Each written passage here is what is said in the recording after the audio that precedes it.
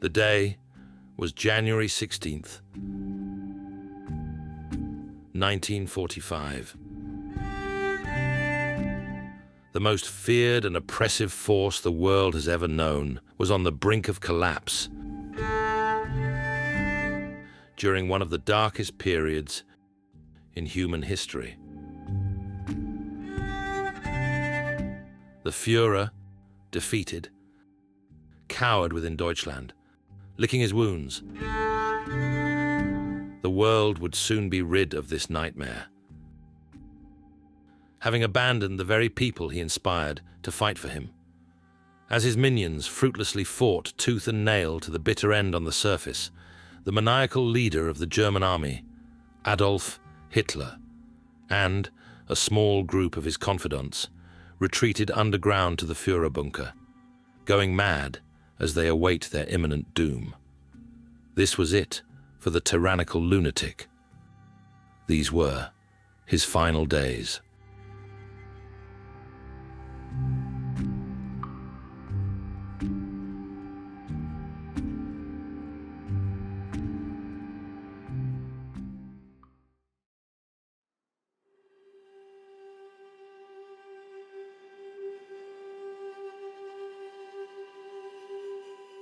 Decorated only with the finest creature comforts and the most high-class artwork, straight from the Reich Chancellery itself, the Führer bunker was made to be a place Hitler could comfortably reside in indefinitely. The bunker, located in Berlin, was vastly complex and entirely self-contained. However, as it was below the water table, conditions could become unpleasant and damp. As the end of the war beckoned, this subterranean fortress seemed like the best chance of survival. And so Hitler used this place as a domain with which to desperately and cowardly control his subordinates from a safe distance. Nazi politician Joseph Goebbels also made the decision to move below ground with his family to be alongside their beloved leader. Joseph Goebbels is the Nazi propaganda minister. So he's in charge of cinema, books, the nascent TV industry. He's in charge of all the methods of communication. And so he's in charge of getting the Nazi message out, effectively. And now he is married to a very sort of striking blonde woman called Magda. Now Magda has been married before to a very wealthy German industrialist, but she eventually gets divorced and marries Joseph Goebbels, who was a real Casanova, actually. Even though he was short, club-footed, and not an attractive man, he had a lot of sexual conquests. Others to join Hitler underground were handpicked by him, such as a select few SS officers, to act as his personal bodyguards, keeping him informed of what was happening above. A telephone switchboard enabled the tyrant to bark orders at his minions far away from the front lines.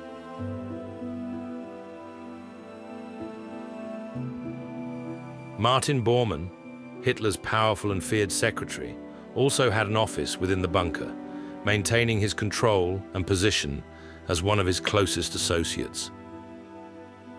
Martin Bormann is one of the most enigmatic and cryptic figures of the Third Reich.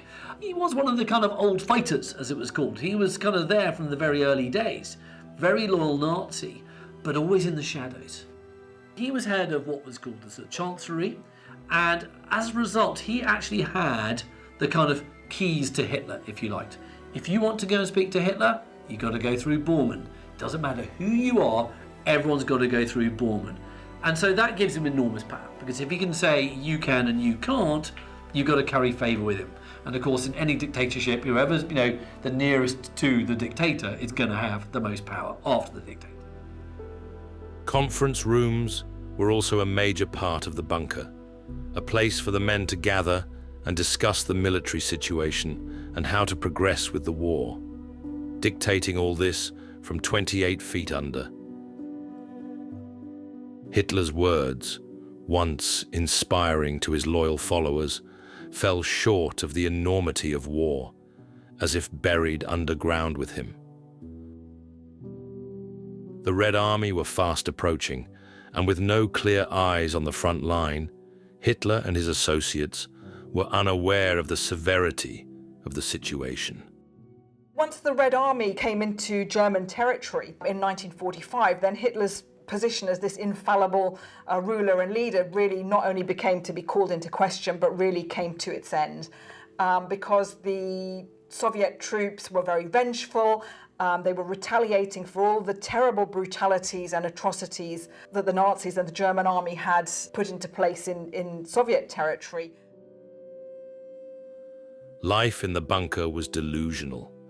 Everyone pretending that Germany was winning the war. Everyone ignoring the reality that a shadow was being cast upon their grand empire.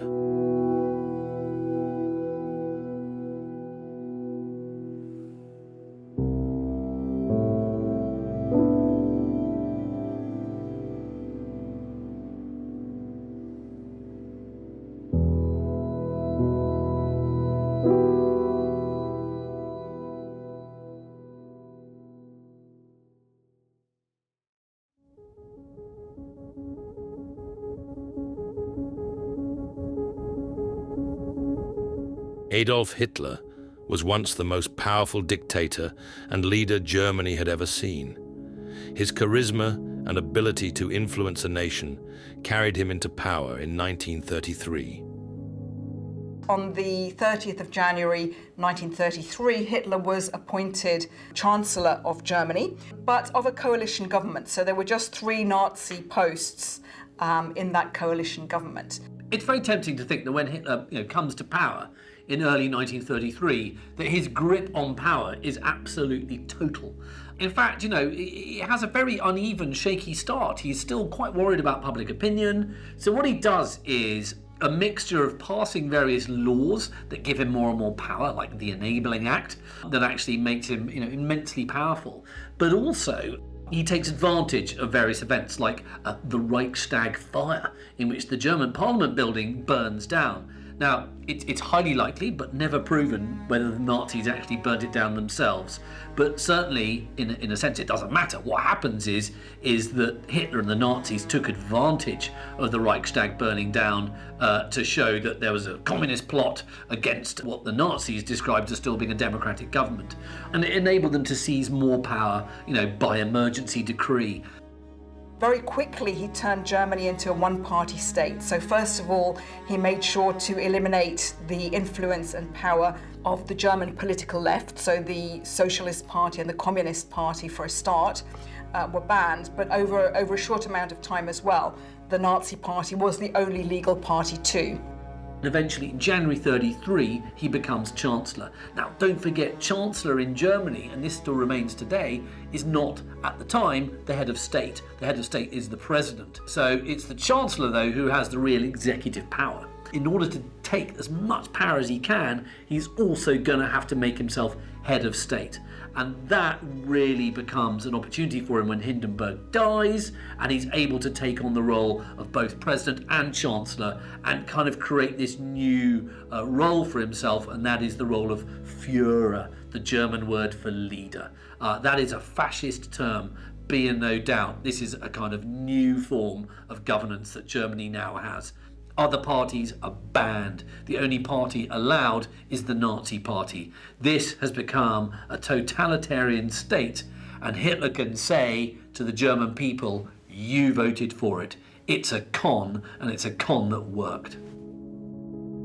With a God complex drilled into his mind, Hitler saw himself as the only leader Germany ever needed. He used democracy to build popularity, which gave him an iron grip over the once proud people of Deutschland. You have a lot of laws being passed, unsurprisingly, to give the Nazis more power. But also you've got a rise in the apparatus of state terror. You have a thing called the Gestapo, now completely notorious, but that stands for Secret State Police. This is a new police force. There's already the Kripo, the criminal police. But this is a new type of policeman. It's a policeman who is in plain clothes. It's a policeman who recruits informers, on every block, on every street, and every block of flats, in order for the people to effectively police themselves. And of course, this becomes an incredibly important part of the Nazi apparatus. The citizens had full support for Hitler, unaware of the horrors to unfold during his reign of terror. He had the idea of a very aggressive and expansionist foreign policy, and essentially this idea of might over morality, so force over anything rational, I suppose, in a way, force in terms of foreign affairs. And of course, the League of Nations was designed to promote peace and to enhance international relations and security, of course, too. And so this was why Hitler wanted to remove Germany from it. And in addition, this was then going to allow him to start to tear up the Treaty of Versailles in the way that he had hoped and intended all along. Hitler's being expansionist. He wants more territory. He's looking to Czechoslovakia, to an area called the Sudetenland, where he's identified people who he thinks should rightfully be Germans. And he thinks that those people should be part of the new Nazi Germany. He, of course, is also looking east towards Poland and thinking, maybe I want a bit of that. And he's also, of course, looking down to Austria, which, of course, is a German-speaking country, and thinking maybe I want to have Austria as part of my new kingdom, if you like. So it's a mixture of slowly absorbing more power into himself, but also then using that power to go out and grab more land. On September 1st, 1939, Hitler launched an attack on Poland, underestimating the start of World War II. Hitler divulged a concept called blitzkrieg, a lightning war, to his German public. He dictated it as to be a war of racial annihilation. No mercy, no survivors.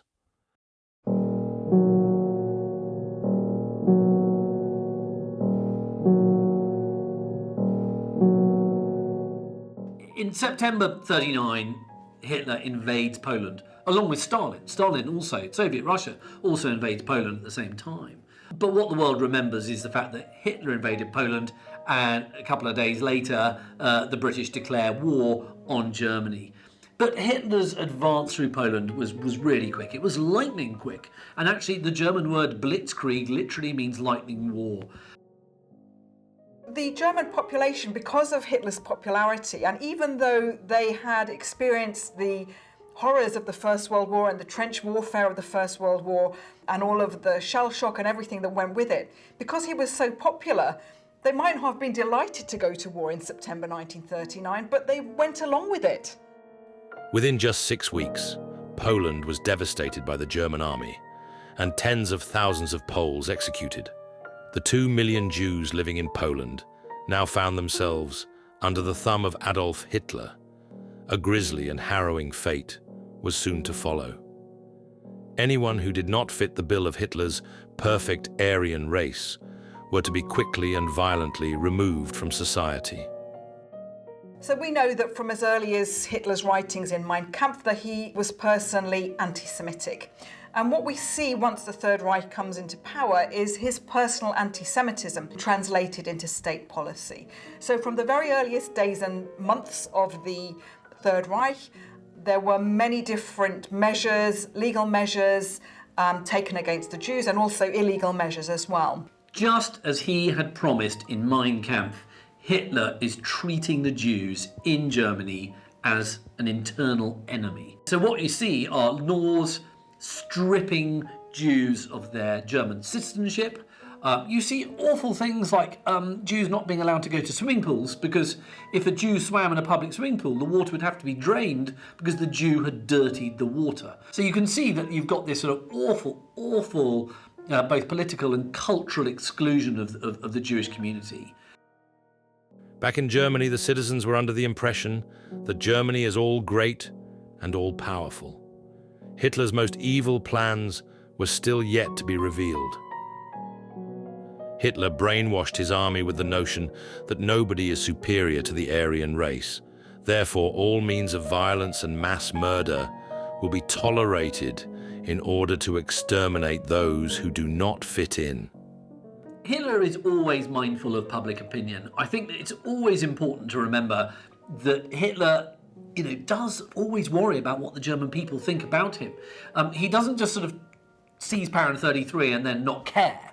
He wants to be liked, he wants to be popular, he is a political leader after all, and all political leaders, democratic or fascist or otherwise, want to be liked. Now, the best way to make yourself liked is to project an image that the people can identify with or respect or admire. And what he does is he uses propaganda and photography and film to show him as this kind of almost sort of messianic figure.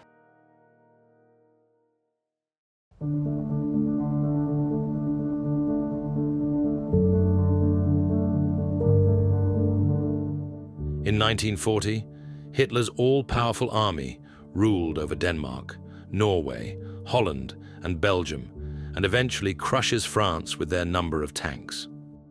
Really, one of the high points of Hitler's popularity was the image of the Nazis taking over Paris. So all of these attacks were very sort of quick and easy victories for the Nazis, and they just fed Hitler's success and popularity. This was the greatest evil force the world had ever seen.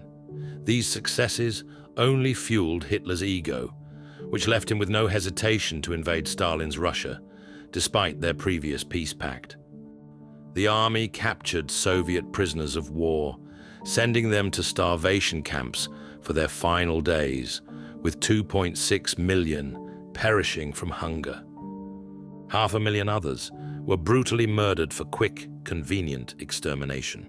In August 1939, just before the Second World War broke out, an alliance was made between Nazi Germany and the Soviet Union. And this seems very strange because we've already said how Hitler hated anything to do with Bolshevism, communism, and indeed the USSR was his ultimate enemy. The idea of eradicating socialism and Bolshevism from the earth was one of Hitler's main priorities. So it seemed a bit anomalous that they would make a pact like that. But of course, he was just trying to pave the way and make the circumstance right for the war and the situation in Poland, so it would be easy, as the attack on Poland was. But then we saw as well how Hitler's very happy to tear up a treaty when it doesn't suit him. So on the 22nd of June 1941, the Nazis invaded the USSR with Operation Barbarossa. Stalin's had this pact with Hitler for years, and he's thinking Hitler's never going to invade. Oh dear. Hitler goes straight in, June 1941, and again the Blitzkrieg, Operation Barbarossa, as it was called in this instance, was tremendously successful. And initially the forces just went through Russia like a knife through butter. Even from the youthful age of 21, Hitler's main policies for Nazism were already coming into effect, promoting and encouraging intense rage and violent acts, extreme nationalism, and the utter loathing of the Jewish people. Attaining power in 1933 allowed him to enforce his own deplorable views on a nation. He proclaimed the Nazi Party the only legal political party in Germany, unleashing his SS to attack other political party leaders and those that followed. The Nazi regime absolutely hated the Jews and wanted to get rid of them from the very beginning. So we see that with some of the earlier policies, but as we get into the wartime period, of course, the policies become more and more radicalized, more and more extreme. So this idea, essentially the Nazis created this idea of a Jewish question or a Jewish problem that needed a solution. And throughout the course of the Third Reich, they put into place a variety of different measures to try to deal with their so-called Jewish problem. Hitler's plans for the Jews, and when he decided to slaughter them, still remain a topic of a lot of historical controversy, because there is no piece of paper that says, kill all Jews, signed A. Hitler. But I think that what is absolutely clear is that in conversation, he would have said to his, top leaders, we need to start killing these people. Hitler was smart enough to know this shouldn't be on a piece of paper. The initial idea is that the Jews are rounded up into ghettos. And from those ghettos, they can then be sent to concentration camps where they can be worked and worked to death. And you see these camps all over occupied Poland and all over Germany itself. Suddenly, around the time of Barbarossa, 41, it starts to get actually eliminationist. And you have what's called Action Reinhardt, in which you got the establishment of 4 actual death camps in what was occupied Poland. Brutal attacks, imprisonment, or even murder. Anything to remove them as a political opponent. That's how the SS did business. Obtaining total support from the German people not only fed his ego, but allowed him to believe he could get away with anything, including the murders of over 6 million Jews. 1935 saw the introduction of the Nuremberg Laws. Hitler began to convince the German people that the Jewish were to blame for Germany's decline. Marriage between Jews and German people became illegal. Jewish people were stripped of their citizenship and all their civil rights. Unfortunately for the Jewish community, this was only the beginning of what this monster had in store. Within 1938 came the Night of Broken Glass.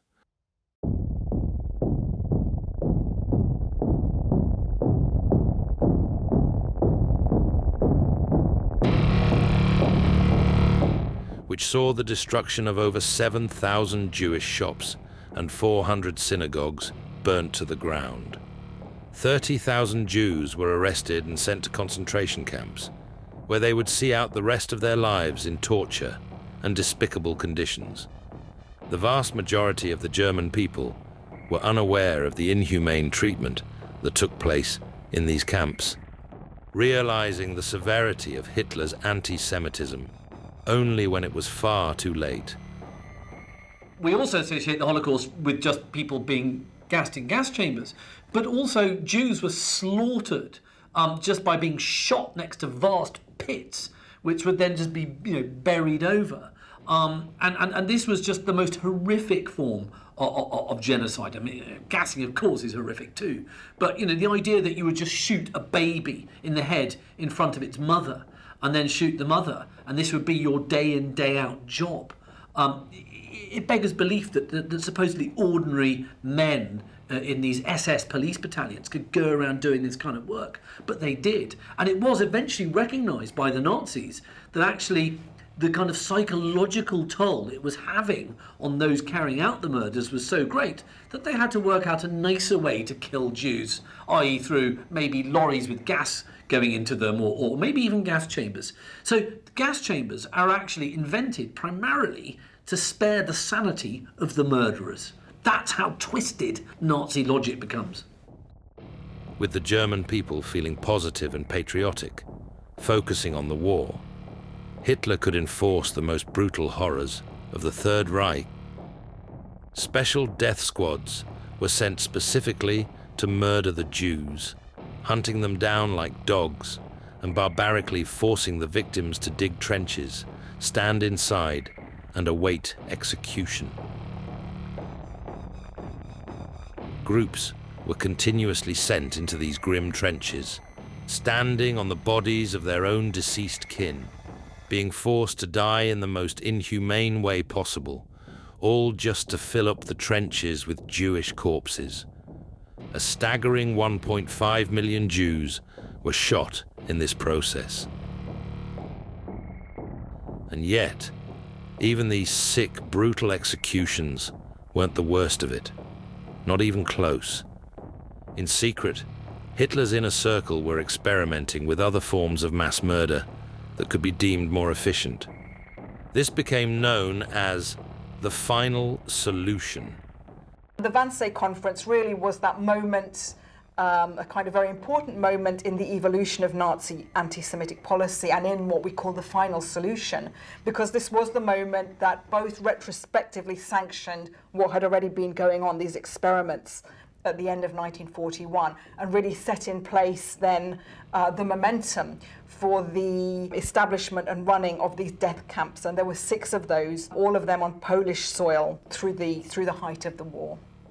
The Germans were involved, in their own experience of the war, preoccupied with their own difficulties, and in a sense then once the Jews weren't there anymore, they were sort of out of their frame of reference and just not in their thoughts. He never personally signed a document for these killings, keeping his own image in the public's eye clean. However, all the other Nazis acted in his name, organizing this destruction themselves, as if in tribute to their glorious leader.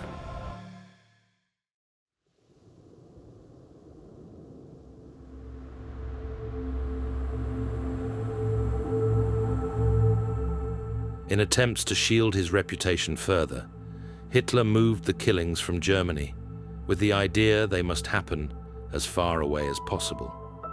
Building a network of death camps in Poland, this was the beginning of the final solution. Jews from all over Europe were transported to these camps, unaware of the inhumane scenarios they were about to face. These men, women, and children, families, were slaughtered day after day, made to witness it all and suffer with every waking second. They knew nothing inside those fences but death, misery, pain, and dread, all because of the sick ideals of one twisted egomaniac.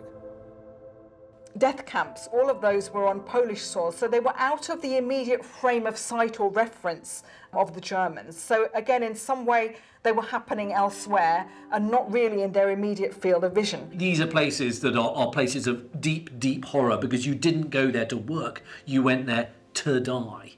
And you would arrive, and within 30 minutes, you'd be dead. Treblinka, for example, is no bigger, if you visit it, than a football stadium, the size of a football pitch. And in that very small area, around 850,000 men, women and children were gassed. It's just the most horrific thought if you ever visit a place like that. Auschwitz, again, a very huge, iconic place associated with the Holocaust, of course, famously where 1 million Jews were put to death, many of whom were gassed on arrival. But it also was a concentration camp rather than just an extermination camp. So it has these two horrific roles. And don't forget, Auschwitz and places like this, they're huge. Auschwitz is 3 camps spread over about 10 miles. I mean, these are factories of death. There's no doubt about it. All members of the Nazi Party were required to be a part of the final solution, as it was genocide on a mass scale. Hitler needed as many pawns to do his bidding as humanly possible. To dissolve any guilt from the German people, he proclaimed, "The Jews have brought destruction upon themselves, and they deserve the misery only they've created." In July of 1944, some resistance was developing within Hitler's own supporters after they began to realize he's full of empty promises.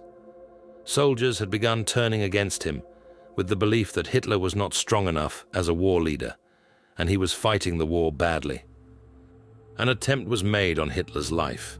A bomb was planted in a briefcase and kept under the table at one of his meetings.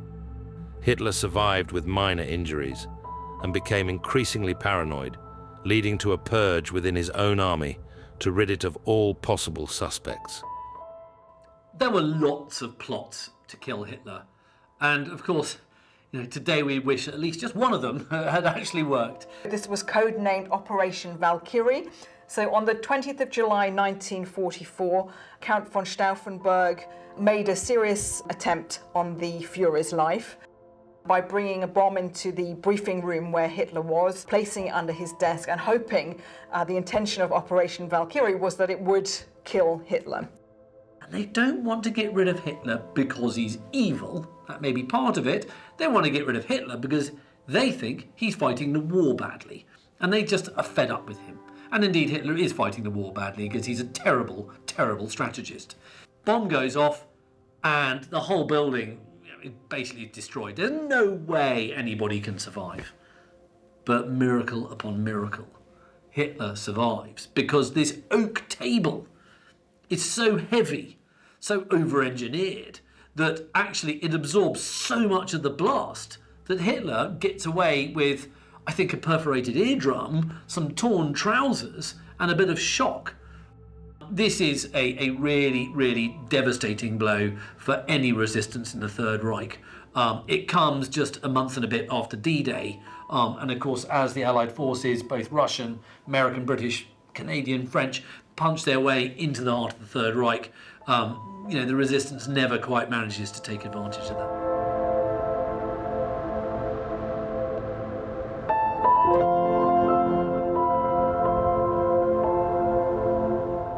The pressure of war seemed too much for the seemingly impenetrable Führer.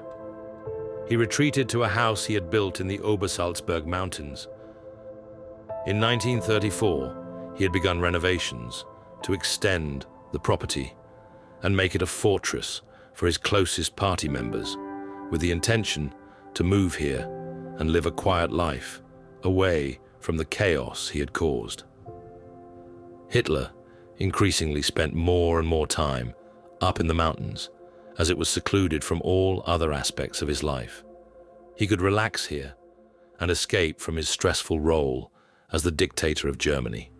Spending most of his time at this hidden retreat only enhanced the Führer myth, but also left many questioning his dedication to Germany. Why was he hiding from his nation? When would he make another public appearance? This is a war brought about by Hitler, and this is a war that Hitler has fought for too long, and he's fighting it to the death. And he's fighting it to the death of the people who he supposedly loves. And he no longer loves them by the end of the war. And he says that basically the German people don't deserve him, the German people don't deserve Germany, and everybody should fight to the death because basically, they don't deserve to be alive because they failed him. Classic narcissistic thinking. The world is for him, and he's not there for the world. Whilst Hitler enjoyed a quiet life in the mountains, the very empire he had built from the ground up was withering away. After he was made aware of plans to assassinate him inside the Berghof, Hitler and his associates abandoned the mountain house.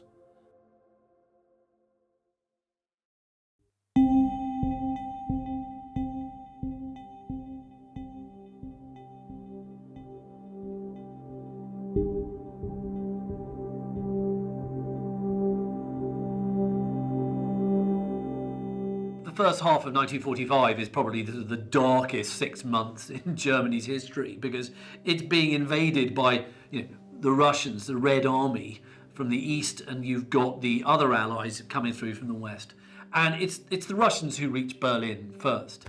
And when they reach Berlin, it's a city in rubble, it's a city in flames, it's a city in chaos. It's a city in which squads of marauding loyal Nazis are going around hanging people who are not taking part in the resistance to the city. It's a city in which you then got some Nazis committing suicide. It is the most benighted, appalling place you can imagine. And you've got the Soviet army literally raping and pillaging this city. His paranoia caused him to develop a tremor and a reliance on prescription medication to cope. This was to affect his dictation, with many losing their hope in him and making their own plans behind his back. This paranoia grew and grew as morale faltered. Soldiers rebelled, and the opposition pressed onward. Adolf Hitler's final public appearance was April 20th, 1945, wherein he handed out medals to the Hitler Youth for their dedication to the fight and urged them to continue fighting his war for him. Soviet forces fought their way through the city, aiming for the Reichstag, meters away from Hitler's bunker. Once the Red Army came into German territory in 1945, then Hitler's position as this infallible ruler and leader really not only became to be called into question, but really came to its end. Because the Soviet troops were very vengeful. They were retaliating for all the terrible brutalities and atrocities that the Nazis and the German army had put into place in Soviet territory. What it meant was that they were coming closer and closer on their journey westwards to Berlin, and eventually Hitler and a very small inner circle around him had to retreat to his bunker, his underground bunker. With the odds stacked so heavily against them, the German defense in Berlin were on the brink of ruin. The Führer's beloved German army were falling to the brute force and sheer firepower of the Soviet forces, an army he so arrogantly believed he could repel. By now, in the bunker, a deranged Hitler is grasping at any ideas he thinks might change the tide in the war. Refusing to accept the army as faulting, he orders more and more attacks on the enemy, deep down, knowing they can only fail. After hearing of the state Berlin is in, Hitler suffers a major mental breakdown, ranting and shouting at everyone around him, before surprisingly declaring the war is lost. Morale in the bunker was at an all-time low. Eva throws parties with the secretaries and SS men, drinking and dancing to forget the fatal position they are in. Eva Braun is one of the more sort of kind of enigmatic figures of the Third Reich, if you like, because she was very much kept in the background by Hitler, because Hitler was very keen not to lose favour with German women by seeming, by cutting himself off with his own wife or a girlfriend. April 27th, 1945. Berlin is surrounded by Soviet troops, clawing their way into the government district. The pressure was most certainly on. The next day, Hitler learned of Heinrich Himmler's plans to make a peace deal with the Allies and surrender to the war. This is seen as the highest treason against the Führer, and so he promptly ordered the traitor's arrest. However, Himmler had managed to flee the country without a trace, completely distancing himself from the dictator. Therefore, Hitler orders to speak with Hermann Fegelein, who was Himmler's representative in the bunker. But Fegelein, who was married to Eva Braun's sister, was also nowhere to be found in the bunker. He is traced to his apartment, found with his mistress, drunk, and with a suitcase of civilian clothes, planning an escape.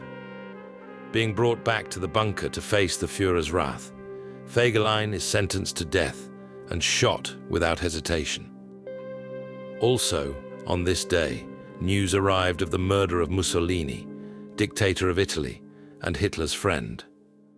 Finding out he had been captured and shot, Hitler becomes determined not to allow this to become his own fate.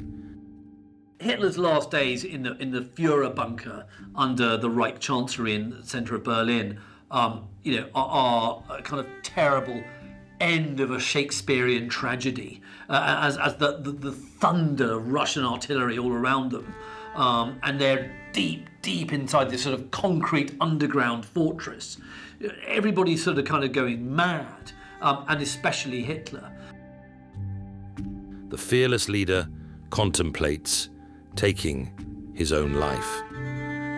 He consults a doctor on this matter, coming to the conclusion he will bite down on a cyanide capsule whilst shooting himself in the head.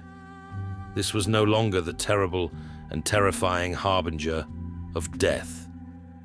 This was a man watching his empire crumble around him, completely stripped of all that he is, with the very thing he carelessly inflicted onto others, right at his fingertips.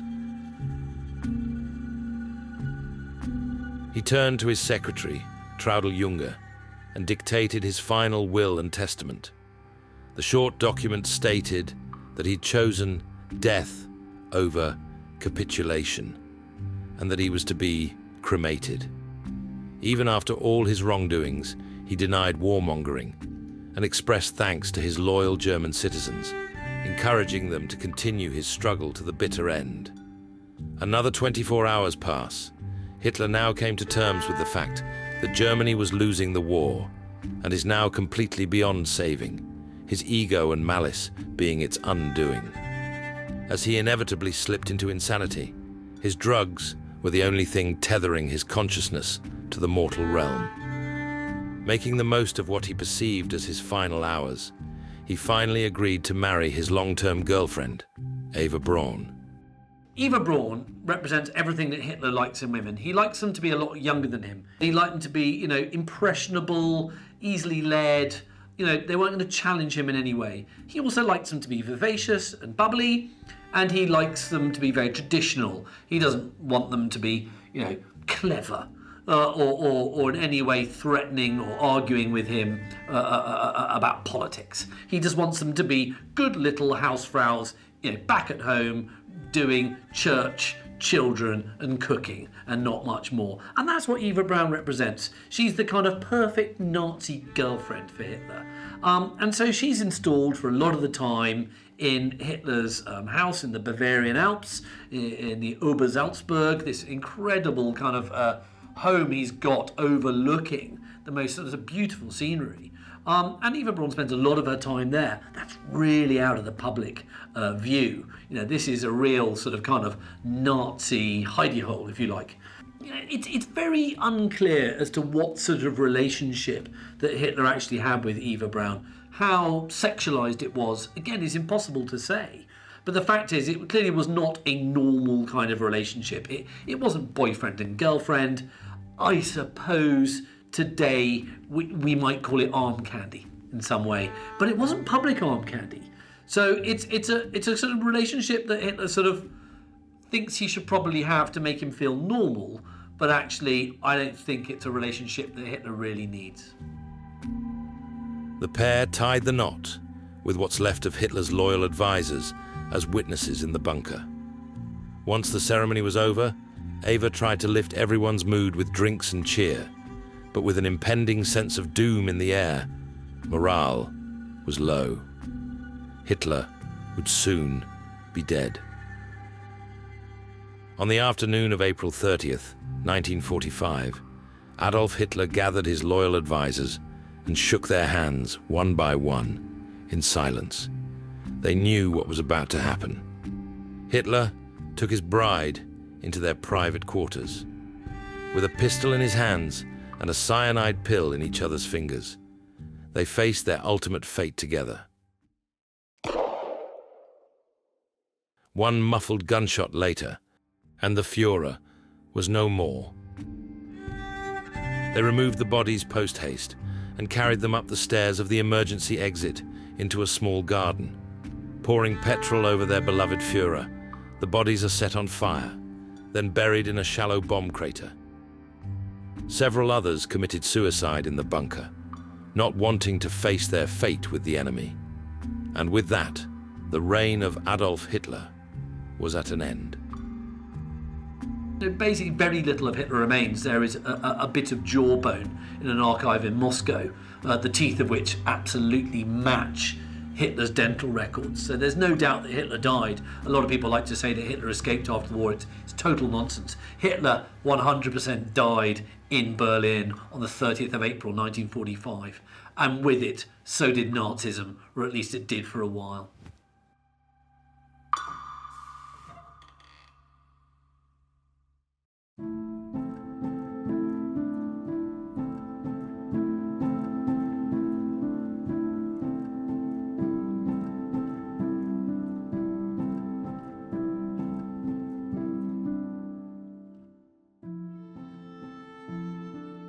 Just over a week after Hitler's death, Germany surrendered. As Allied forces uncovered the death camps, the full extent of the horrors inflicted by the Nazi regime was revealed to a shocked world. The monstrous crimes of the Third Reich came to light, and surviving senior party members were swiftly arrested to face justice at the Nuremberg trials. Hitler, whose policies wrought unimaginable suffering, is remembered as one of the darkest figures in human history, a symbol of absolute evil in Europe. Between 1945 and 1949, the Soviets leveled the ruins of the Chancellery buildings in their campaign to erase the symbols of Nazi Germany. Though the Führer bunker largely survived, sections were partially flooded and damaged. In December 1947, Soviet forces made another attempt to obliterate the bunker with explosives, but only succeeded in damaging the internal walls. Determined to bury the last remnants of Hitler's regime, authorities developed the surrounding area to ensure it became unremarkable and anonymous. By design, the site of the Führer bunker would not become a place of remembrance. Many other wartime bunkers in the city that serve as tourist attractions, this site remains deliberately obscured. Only a modest sign marks its location, a quiet testament to Germany's effort to move beyond the shadow of its most infamous dictator. The Führer bunker, shrouded in anonymity, will remain hidden from public view, a silent relic of a history the world can never forget.